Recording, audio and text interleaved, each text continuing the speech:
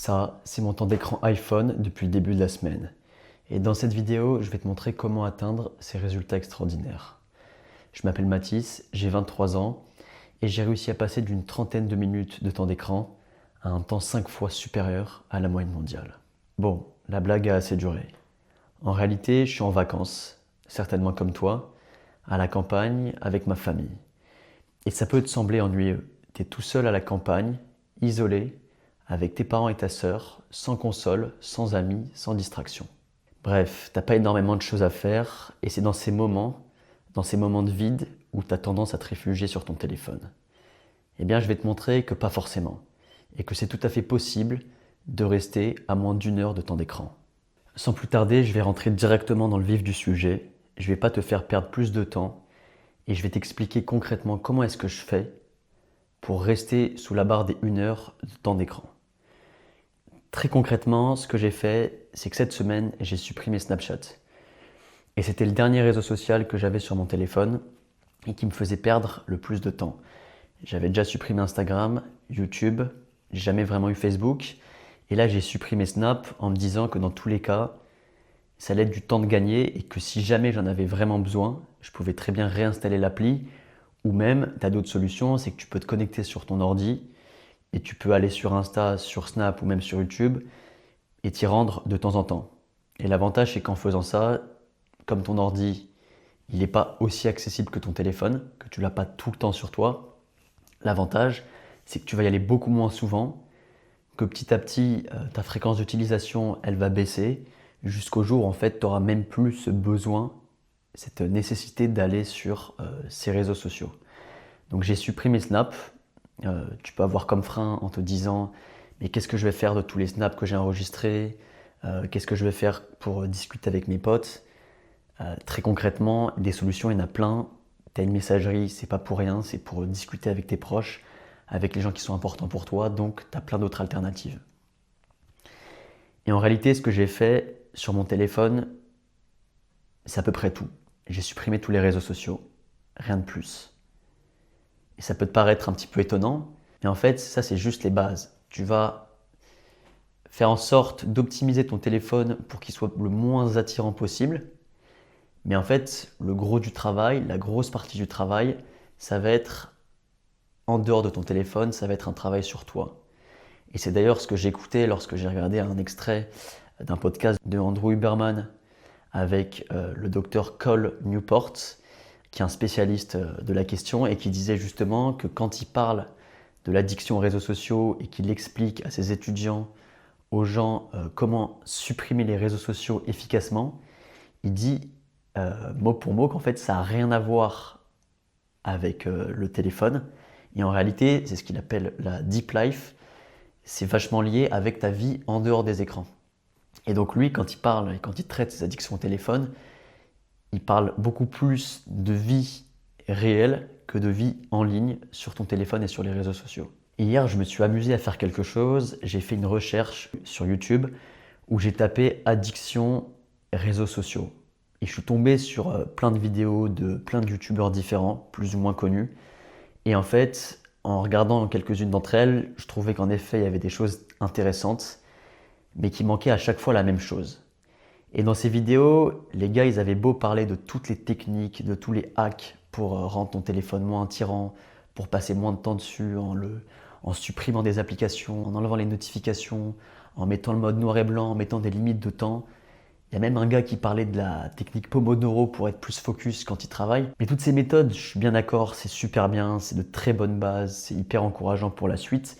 Sauf que ce qu'ils oublient de dire, tous ces youtubeurs, et c'est là où je pense que je peux aller plus loin, c'est qu'en réalité, cette addiction, elle est ancrée en toi. C'est bien plus puissant que ton téléphone. Cette addiction à ton téléphone, elle est ancrée en toi, ça fait partie de ton identité. Tous tes gestes quotidiens, tes habitudes, ta routine, ils tournent autour de ton téléphone parce que ça fait partie de toi. Et comment faire cette transformation profonde? Comment changer d'identité? J'en profite pour te parler de ma communauté sur Skool. Je t'en avais déjà parlé il y a quelques temps en te disant que ça allait bientôt être créé. Là, c'est qu'une question de temps. Je vais bientôt lancer cette communauté qui sera payante. Et là-dedans, Je suis en train de finaliser un premier programme pour justement te libérer, t'aider à te libérer de cette addiction au téléphone et aux réseaux sociaux. Et ça va justement plus loin que tout ce que ces youtubeurs disent avec des simples techniques, des hacks à mettre en place sur ton téléphone. Ça va plus loin et justement je t'explique, je te parle de plein d'habitudes que tu peux implanter dans ton quotidien, de plein de choses que tu peux mettre en place dès à présent pour te transformer de l'intérieur et réellement combattre cette addiction. Je termine cette parenthèse ici et surtout, je vais te parler maintenant de comment est-ce que je fais vraiment pour rester en dessous de cette heure de temps d'écran. Depuis que je suis à la campagne, finalement mon quotidien il est moins riche que si je pouvais être en ville avec tous mes amis, toutes les distractions que j'ai au quotidien. Mais en profitant de chaque instant, en étant vraiment attentif à ce que je fais, j'arrive à avoir un quotidien riche et intéressant et à être pleinement épanoui. Et ce que je fais, il y a plein de choses. La première chose, c'est que je travaille sur des projets qui me passionnent. La vidéo en fait partie. Faire des vidéos, me renseigner sur le sujet un maximum et de partager toutes ces infos, c'est quelque chose qui me passionne. Et c'est quelque chose où je ne vois même pas le temps passer finalement. Et je pourrais faire ça des heures tellement ça m'épanouit. Il y a d'autres choses que je fais également. Je médite, j'écris, je lis. Et j'en profite justement pour te faire te parler de ce bouquin, Plaidoyer pour le bonheur de Matthieu Ricard. Alors non, je ne suis pas sponsorisé par ce moine bouddhiste qui est un peu la référence en France. Mais je lis ce livre qui a un prisme développement personnel mais qui va plus loin que ça en parlant vraiment du bonheur. Ça n'a pas d'enjeu business ou quoi que ce soit, c'est vraiment axé sur le bonheur et sur tes émotions. Comment apprendre à mieux les gérer, à mieux gérer ta colère, à mieux gérer tes pulsions, tes désirs pour être plus heureux et être aussi plus altruiste. La lecture, c'est vraiment quelque chose d'hyper bénéfique dans mon quotidien qui fait que tu vas passer beaucoup de temps dessus et donc ce sera tout ce temps en moins sur ton téléphone. Je t'invite à lire, c'est facile et surtout hyper intéressant. Il y a plein d'autres choses que je fais, des choses très simples, de partager des moments avec mes proches, de discuter, de leur poser des questions, de rire, d'écouter de la musique, de me rendre le plus utile possible en cuisinant, en jardinant. Bref, des moments en apparence très simples, mais qu'on oublie trop souvent à cause justement de cet outil, à cause de ce téléphone. Et que je t'invite sur cette période de vacances, sur cette période d'été où tu es peut-être avec ta famille, avec tes proches, tous ces moments, je t'invite à les réintégrer dans ton quotidien. Et tu verras en réalité que c'est hyper riche. Hyper riche, c'est comme ça que tu crées des souvenirs. C'est comme ça que tu vis des expériences, que tu as des vraies discussions qui te font avancer. Partage des moments avec tes proches. Fais du sport. C'est quelque chose que je fais aussi très régulièrement. Je le fais au quotidien. Que ce soit en allant nager dans un lac, en allant courir au plein milieu des champs ou en faisant de la muscu au poids de corps avec des pots de peinture. Bref, ça va aussi te permettre de développer un peu ton imagination, de te libérer l'esprit, de faire du sport. Et ce que tu peux aussi faire, c'est de tout simplement ne rien faire. Et ça, c'est encore plus propice quand tu n'es pas forcément chez toi, mais que tu es à la campagne, que tu es à la montagne, à la plage, où tu es plus proche de la nature, et où tu peux justement plus prendre ce temps pour ne rien faire et simplement observer. Observer ce qui t'entoure. J'aime beaucoup observer le petit chat qui passe dans le jardin tous les jours, observer les abeilles, le bruit des abeilles, le bruit du vent, toutes ces choses hyper simples que tu oublies quand tu es sur ton téléphone, quand tu as ton cerveau qui est perturbé par toutes ces distractions. Mais voilà, une liste de plein de choses que je fais et que tu pourrais faire.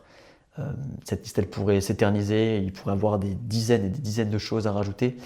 Mais ce que je t'invite à faire juste après cette vidéo, c'est à faire un espèce d'état des lieux, à prendre un papier, un crayon et à noter toutes les choses que tu aimes faire dans ta vie. Il y a plein de choses que tu aimes faire. Vraiment, soit marche à l'instinct, ne te pose pas de questions, même si c'est quelque chose que tu peux faire à l'autre bout du monde, écris-le. Mais après, ce que tu peux faire dans un second temps, c'est prioriser et noter ce que tu peux faire maintenant, ici et maintenant, et ce que tu peux faire mais plus difficilement, ce qui est plus difficilement réalisable. Et une fois que tu as priorisé cette liste, ce que je te conseille de faire, ce que je t'invite à faire, c'est faire une checklist pour la semaine prochaine, pour la semaine qui arrive, Et à chaque fois que tu réalises une des tâches, que tu fais une des choses que tu as mis sur cette liste, je t'invite à la cocher. Et ainsi de suite à cocher le maximum de choses sur cette semaine. Et pour vraiment que tu passes à l'action et que ce soit efficace pour toi, je te conseille de partager cette checklist avec moi si ce n'est pas trop confidentiel et si ça ne te dérange pas de le faire bien évidemment, mais de partager cette checklist et surtout la semaine prochaine, lors de la publication de ma prochaine vidéo, de me dire quelle tâche tu as pu faire. En réalité, je m'en fous, c'est pas ça qui m'intéresse de savoir si tu allais faire de l'acrobranche ou du saut en parapente au milieu des montagnes. Ce qui m'intéresse, c'est de voir quelle proportion de tâches tu as pu faire et ainsi de faire le parallèle entre tout le temps dans la vraie vie que tu auras gagné et tout le temps sur ton téléphone de perdu. Passe vraiment à l'action, mets en place ce petit exercice d'écriture et d'introspection pour vraiment essayer de travailler sur ça, travailler sur une transformation intérieure et sur finalement un peu un changement d'identité et qui aille plus loin que le simple fait de bidouiller sur ton téléphone en mettant plein de fonctionnalités parfois complexes mais qui sont selon moi pas suffisantes. C'est tout pour aujourd'hui, on se dit à très vite.